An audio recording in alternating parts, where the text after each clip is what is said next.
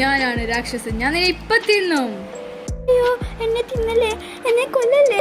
ആ മണ്ട, എനിക്ക് എന്റെ വായ നോക്ക്, എത്ര ചെറുതാ. പിന്നെ എനിക്ക് പല്ലുമില്ല. പിന്നെ എങ്ങനെയാ നിന്നെ കഴിക്കാ? മാക്കറി. പേടിച്ചു പോയി.